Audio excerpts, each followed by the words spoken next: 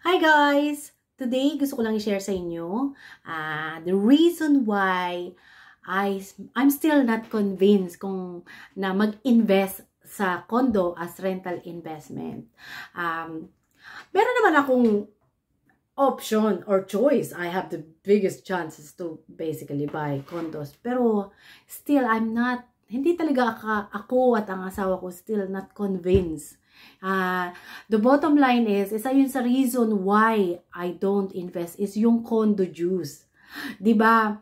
Depending kung gaano kamahal yung condo. In fact, I saw one of in the social media na she's telling her experience din kung bakit hindi na siya mag-i-invest ng condos. Can you imagine? She said her HOA fees, her condo dues umabot almost 90,000, 'di ba? 90,000 kasi nga 'di ba maraming mga maintenances 'yan. So, ito yung the reason why, the bottom line is that condo dues, depending yan kung gaano kamahal yung unit. At saka also kung how old na, gaano ka-old yung building, 'di ba? Yung home juice normally mahal. So, tapos yung maintenance din. So, yung maintenance din medyo mahal. So, it means yung association juice na yan, yung condo juice nyo, that could impact, parang malaki yung impact niyan sa cash flow nyo. So, normally, ang mga condo corporation, what they normally do if they need to repair or refurbish yung building, kasi syempre, di ba yung building, lumuluma din. So, minsan, need din ng maintenance. So, ang ginagawa ng condo corporation, they collect money from each owners ng condos and they put that into a pot.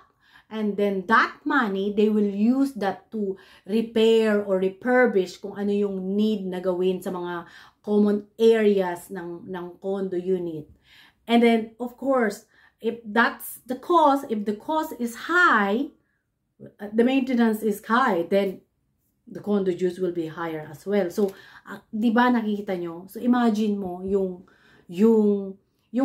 kunyari kinita mo itong taon na ito, mapupunta lang pala yun sa share mo para sa condo dues mo or para sa repair na gagawin para sa condo. So, that's another thing really na kung bakit up until now, hindi pa rin kami convinced na mag-invest sa condo. So, meron actually kaming condo na isa, and that's basically the case. It's from SMDC and they did the refurbishment kasi medyo yung building, I think it's probably more than 15 years old now. And yeah, so we are paying for that repair na they are collected from all of us. And you cannot say no to that. You have to pay for it because you are a homeowner. You're part of that. So that basically, that amount of money eats up our cash flow. So no cash flow. So again, di ba? Can you imagine? Especially if you are depending onto that cash flow. So bigla-biglang mawawala yun sa'yo. So yeah, yan yung isang reason kung bakit hindi kami still not convinced. So if I were you, look for a house and lot on a prime location at a stressed property, and you can be in control on that property. So anyway guys, I hope you get some idea on that, and it kind of like give you parang ano lang, think about kung ikaw ay mag-i-invest ng condo sa Pilipinas for rental purposes. So that's just my opinion, and leave me a comment below. For those of you who are new to my channel, welcome. My name is Claudine Gallagher. I am a property investor in the Philippines. I am offering a 45 minutes consultation. Sorry, I can't give it for free because my time is also eating up, and I need to, of course, charge. And also, I mean, kapag nag-book naman kayo sa akin ng consultation, I can guarantee you will have a good clarity. I can make sure also na ma-address ko lahat yung mga concerns and yung mga gusto nyong itanong. In fact, I have a good feedback from my client. Isa na ito. Yes, that's the one. She's very thankful kasi I given her and nasagot ko yung katanungan niya, and I pointed out the risk of her buying that property. So na technically yung issue dyan is wala pang papel yung binibili niya. So I do not really recommend that. There's a lot of risk and documentation that she has to go through into that. Especially siya ay isang OFW. She lives somewhere in Europe. Ngayon, if you have the same case and you wanted to start rental investment sa Pilipinas pero hindi mo alam kung paano magsimula, I highly suggest that have a consultation. It doesn't have to be me, it can be other people. But again, if you get an advice, be careful whom you getting an advice din, kasi a lot of the people now in social media are telling you this and that. So background check them, check their experiences. What do? Did they really invest? Ano na yung portfolio nila sa Pilipinas? So I'm not saying that I'm the only one, but like, if you want to, if you want to get a consultation, you have to get, or like get an advice, get those information from someone who has the experience and who has the good portfolio in the Philippines. Because with that, you will be learning from their own experience, and what they're sharing will be genuine. So just like yours truly. So I am happy to help. Just email me email me. You can find out on the description below.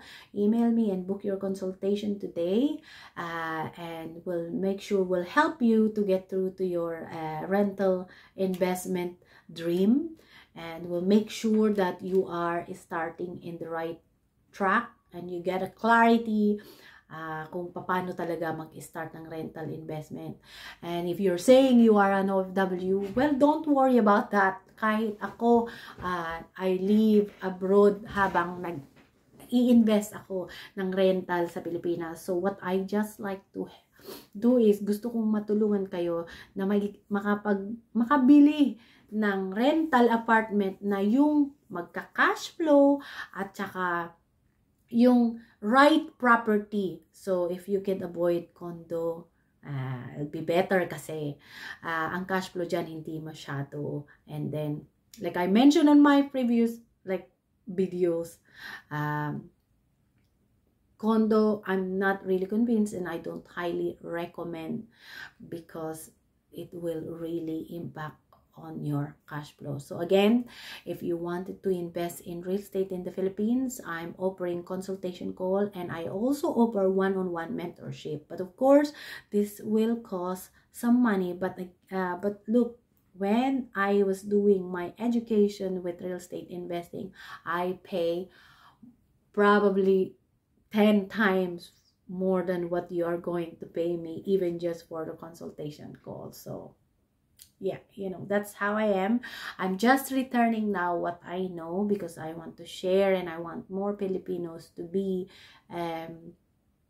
parang malaman nila, learn how to invest in the Philippines and get the opportunity, and probably retire kung whatever your dream goal is, para makauwi ka na and then be financially independent. So real estate is a really good investment journey. It's not a rich quick game, but it is a guaranteed and safe investment compared to any other investment. If you're on stocks, you will be playing around with the fluctuation, but with real estate, there's a guaranteed, you're benefiting from guaranteed appreciation, and guaranteed cash flow, because the rent increases as the inflation goes up. So that's the number one thing. So anyway, if you're interested, just send me an email and we can book you a consultation, and let's talk about your situation, and let's see